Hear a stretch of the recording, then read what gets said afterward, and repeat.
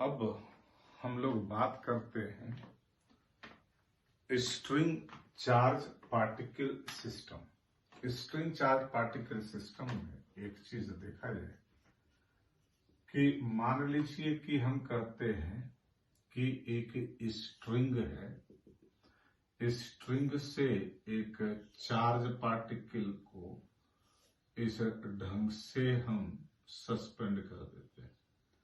एक charge particle है, मास m है, चार्ज q है, और इसको जिस स्ट्रिंग से सस्पेंड करते हैं उसके लेंथ को कह देते हैं l। तो क्या होगा?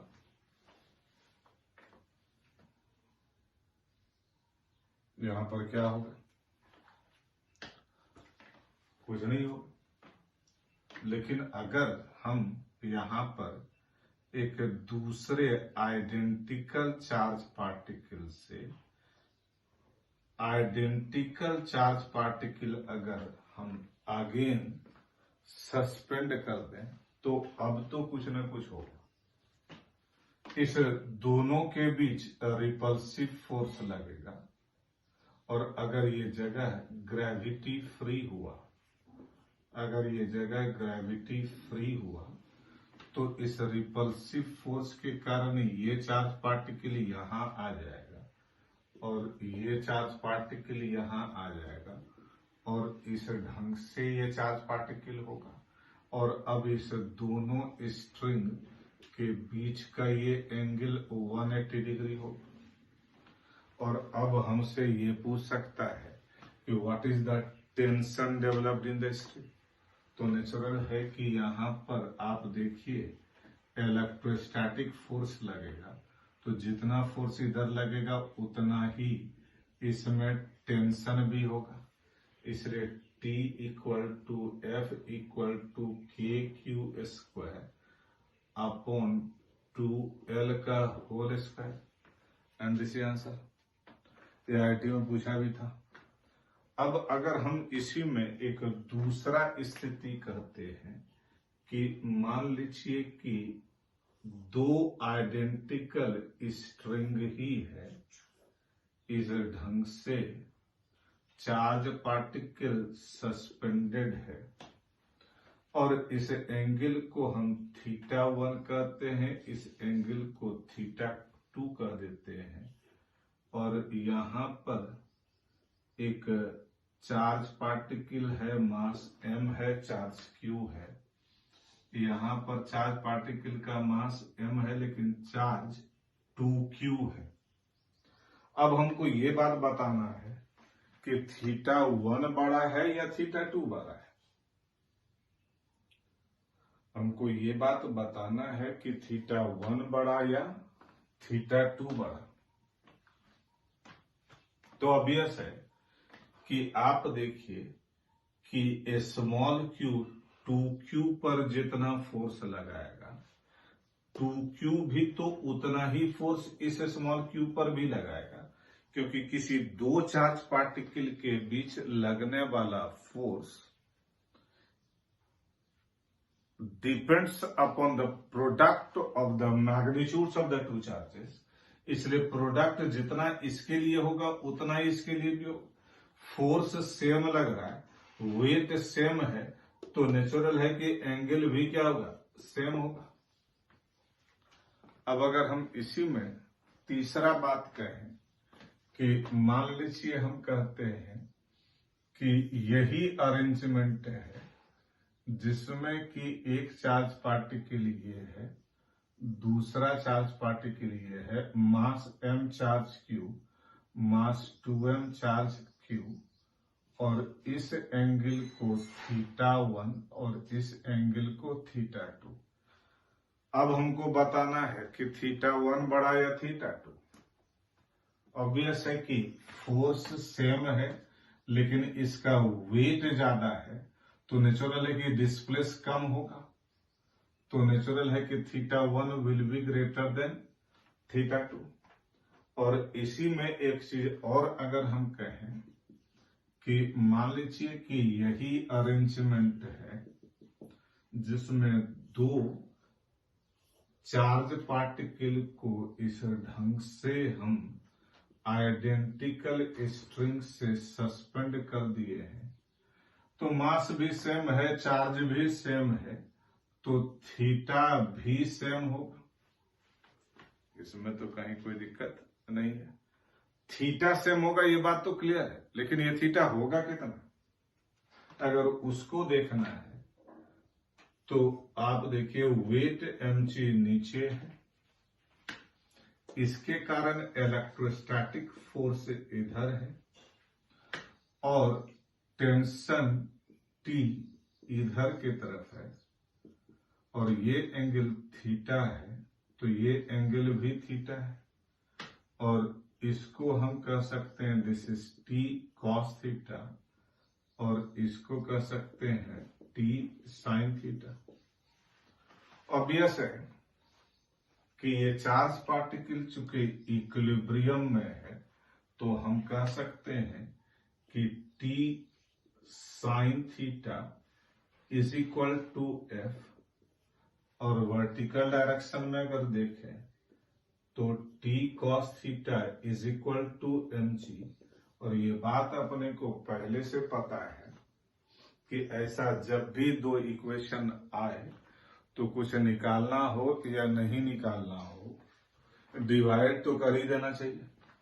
इसलिए अगर अब यहां पर हम डिवाइड कर दें तो tan theta is equal to हो जाएगा F बाय mg, और अगर हम स्क्वायर एंड ऐड कर दें तो यहां पर लिख सकते हैं स्क्वायरिंग एंड एडिंग 1 एंड 2 क्या हो जाएगा, T इक्वल टू या T square sine square theta cos square theta F square plus mg का स्क्वायर, इसलिए T equal to under root of F square plus mg का स्क्वायर, मतलब कि angle भी मिल गया और थीटा भी मिल गया। लेकिन इसी में अगर एक बात और कह दें कि मान लीजिए कि ये एक अरेंजमेंट है और इस ढंग से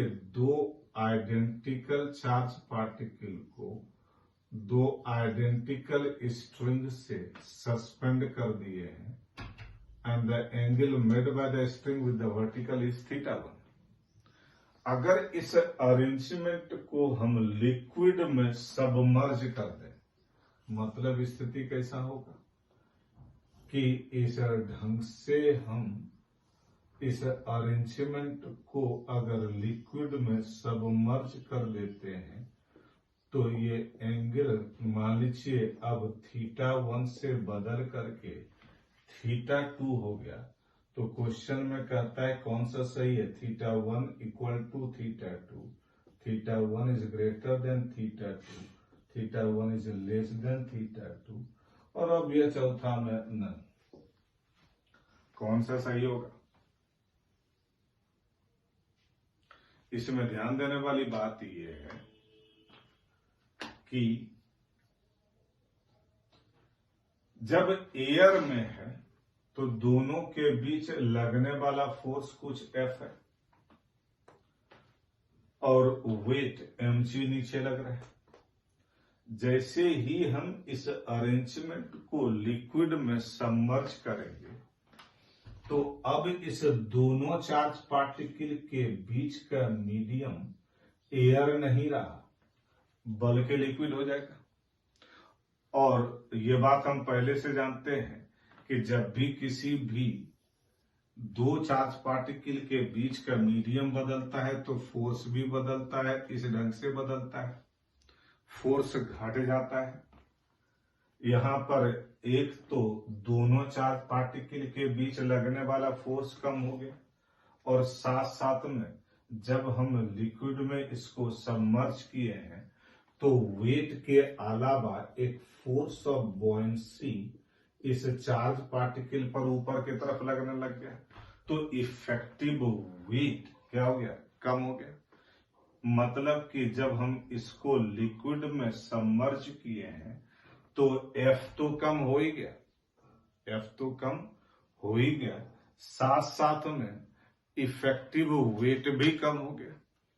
लेकिन कौन ज्यादा कम हुआ है ये नहीं पता, कौन ज्यादा कम हुआ है ये नहीं पता। ये तो डिपेंड करेगा कि लिक्विड का डाइलेक्ट्रिक कांस्टेंट क्या है, और दूसरा कि फोर्स ऑफ बॉयंसी कितना लग रहा है। क्या क्या पॉसिबिलिटी हो सकता है? ये पॉसिबिलिटी हो सकता है कि एफ का वैल्यू लिक्विड में सबमर्ज करने पर ज्यादा ही कम हो जाए। तो अगर एफ का वैल्यू ज्यादा कम हो गया, mg भी कम हुआ लेकिन उतना कम नहीं हुआ, तो नेचुरल है कि टेन थीटा का वैल्यू कम हो जाएगा, मतलब θ2 विल बी लेस देन θ1। ये भी हो सकता है कि लिक्विड में सबमर्ज करने पर एफ तो कम हो लेकिन इफेक्टिव वेट थोड़ा ज्यादा ही कम हो जाए, तो ऐसी स्थिति में थीटा का वैल्यू क्या हो जाएगा, बढ़ जाएगा। ये भी पॉसिबिलिटी हो सकता है कि लिक्विड में सबमर्ज होने पर एफ तो कम हो ही रहा है, एफ तो कम हो ही रहा है, साथ साथ में इफेक्टिव वेट भी कम हो रहा है, लेकिन दोनों के कम होने के बाद भी एफ और mg का जो रेशियो हो वो सेम हो, और वो अगर सेम हो गया तो ऐसे स्थिति में थीटा विल रिमेन सेम।